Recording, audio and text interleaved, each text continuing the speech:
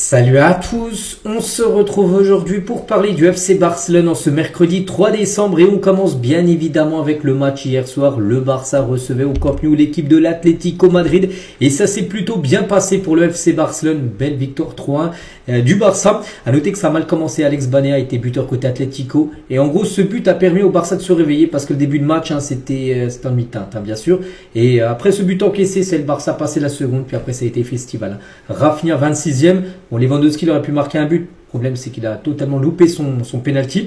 Daniel Mo, 65e. Et pour sceller la victoire en toute fin de match, Ferran Torres à la 96e minute du match. Donc, belle victoire, bien sûr, du Barça. Et surtout, grâce à cette victoire, grosse pression sur le Real Madrid que le Barça vient de mettre. Parce que le Barça, maintenant, a 4 points d'avance sur le Real qui joue ce soir à Bilbao. Ce ne sera pas facile, bien sûr, pour le Real Madrid. Voilà, qui peut lâcher des points. Donc en tout cas pour l'instant, à l'instant T, là, il y a 4 points d'écart, 37 points pour le Barça et 33 points pour le Real Madrid. On fera le point demain par rapport bien sûr au résultat du Real. Concernant ce match, de nouveau gagné à domicile et c'est simple à domicile, c'est carton plein pour le Barça. Le Barça a remporté ses 8 premiers matchs de championnat à domicile pour la première fois depuis la saison 2013. Il fallait remonter quasiment 12 ans en arrière pour voir 8 premiers matchs d'une nouvelle saison à domicile, 8 victoires. Valence, Retafe, Real Sociedad, Girona, Elche, Bilbao, Alaves et l'Atlético Madrid, que des victoires. Donc 24 points pris sur 24 possibles. Voilà, un peu à l'extérieur, tu as lâché quelques points, oui. Mais en tout cas, à domicile, tu fais carton plein. Et ça, bien sûr, c'est très important dans l'optique de remporter la Liga. Hansi Flick en conférence de presse, donc l'équipe a été d'un niveau supérieur aujourd'hui. Je l'avais dit avant le match, l'équipe s'est battue et est restée unie. Donc aujourd'hui, l'équipe a joué à un tout autre niveau. Je suis très content, c'est important que les joueurs soient de retour, même si certains ne sont pas encore à 100% bien sûr dans cette équipe. Il a parlé aussi du retour de Rafinha parce que quel match encore il fait Rafinha hier. Donc le retour de Rafinha est extrêmement important et c'est vrai, il faut le dire maintenant, il y a un Barça avec et sans Rafinha. Pendant 2 mois on sait qu'il n'était pas là, il était blessé. Et voilà, c'est des performances un peu compliquées, mais quand il est là, il y a un truc en plus, bien sûr, avec ce jeu. Quelle performance, bien sûr, de Rafinha qu'on parlera juste après. Hansi Flick sur Pedri, donc Pedri se sent bien, mais il est fatigué, bien sûr, Pedri, parce qu'il enchaîne beaucoup de matchs. Bon, c'est vrai qu'il revient de blessure aussi, là, il y a quelques semaines, mais là, depuis son retour de blessure, ça, il enchaîne beaucoup de minutes, tout ça. Mais voilà, hier, il est sorti très fatigué de cette rencontre. Donc aujourd'hui, nous verrons ce qu'il en est avec Daniel Mo, qui s'est blessé au niveau de l'épaule après son but. On parlera tout à l'heure bien sûr de sa blessure qui pourrait l'éloigner du terrain pendant le reste de l'année, là 2025. On pourrait peut-être le revoir en 2026. C'était l'un des meilleurs matchs de la saison. Nous avons défendu en équipe, bien sûr, même si ça a mal démarré. Mais comme j'ai dit, ce but encaissé, ça a totalement changé, on va dire, la donne parce que ça a surmotivé les joueurs du Barça pour revenir dans cette rencontre. Et encore un match où le Barça a été mené. Et le Barça a gagné à la fin du match, ça c'est quand même exceptionnel de ne jamais bien sûr perdre espoir qu'à tout moment tu peux renverser bien sûr un résultat. Hansi Flick toujours, donc après le but nous avons commencé à contrôler le match. Nous sommes revenus dans la partie, nous n'avons pas trop souffert, nous nous sommes battus pendant les 15 dernières minutes bien sûr de la rencontre. Et les défaites contre le Real Madrid, le PSG ou Chelsea appartiennent au passé. Aujourd'hui nous avons réalisé un excellent match et nous devons nous concentrer maintenant sur le prochain match qu'on parlera tout à l'heure avec bien sûr le programme. Et pendant les 5 premières minutes, l'Atlético a plutôt dominé le match. Mais après leur but, nous avons pris le dessus, bien sûr. Nous n'abandonnons jamais. Et je suis fier de l'équipe. Donc voilà toutes les déclarations d'Hansi Flick. Donc ça, Hansi Flick est très content. Même si l'équipe n'a pas super bien commencé, il a vu une réaction de l'équipe après le premier but pris. Et ça, bien sûr, ça l'a beaucoup plu. Hansi Flick. Donc voilà. On va dire que la soirée était plutôt bonne, voire très bonne hier pour l'équipe. On continue, on va parler cette fois-ci de l'homme du match, c'est lui, c'est Rafinha les gars, qui est une nouvelle fois élu homme du match, parce que c'est pas la première fois qu'il est élu homme du match depuis son retour de blessure. Et 2 matchs, lui commence titulaire, et 2 fois il est élu homme du match. Donc élu homme du match lors de la rencontre contre Alaves, samedi dernier, élu homme du match hier lors du match contre l'Atlético. Donc 2 matchs, 1 but, 2 passes décisives. Donc voilà, quel joueur bien sûr, ce Rafinha. Et regardez, en plus de son but qu'il a pu marquer, c'est 3 passes clés, c'est 76% de passes réussies, c'est 4 tirs, c'est 43 balles de tout, toucher de balle, 2 dribbles réussis sur 2 tentés, 3 ballons récupérés, 4 duels sur 5 remportés. Voilà, une grosse performance bien sûr de Rafinha.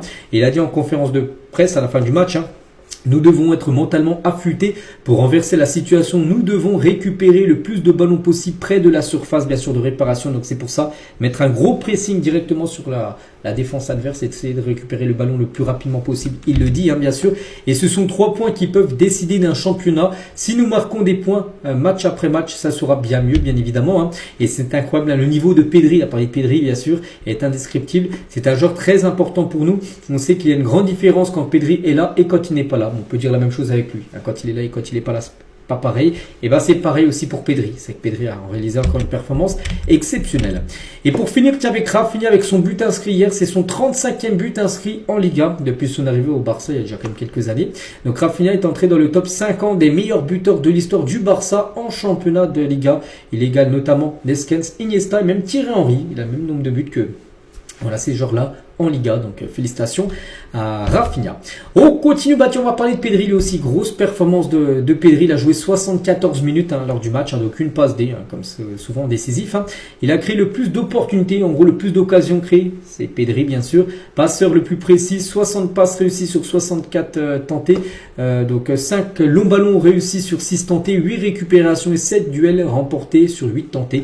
Voilà une grosse performance comme souvent bien sûr de la part de Pedri. Daniel Mo aussi, je ne vais pas tout citer, mais voilà, 66 minutes jusqu'à sa blessure. Il a quand même marqué un but. Il a obtenu un penalty. Le penalty de Lewandowski qu'elle a totalement loupé. Et c'est Daniel Mo, bien sûr, qui l'a obtenu. Voilà, vraiment une belle performance, bien sûr, de la part de Daniel Mo. Comme j'ai dit à Daniel Mo, les gars, depuis pas mal de semaines, je vous dis, c'est un joueur, les gars, qui peut le faire. Il a des périodes. Donc là, pour l'instant, il est plutôt dans une bonne période. Le dernier match aussi a été bon. Hier, il a été bon également. Mais après, il y a des périodes, et c'est ça qui est pas super bon avec ce joueur. Peut-être après, pendant 2-3 matchs, il va être hors sujet. C'est ça le problème. Maintenant, il faut qu'il ait la régularité de ce qu'il monte là depuis 2-3 matchs, tout simplement. Vraiment qu'il reste dans une série là d'une dizaine de matchs, en étant bon. Parce qu'il peut, bien sûr, il a les caractéristiques, bien sûr, parce que c'est un très grand footballeur, Daniel Mo. Et concernant son épaule, les gars, donc luxation de l'épaule pour Daniel Mo qui sera absent au moins jusqu'au mois de janvier.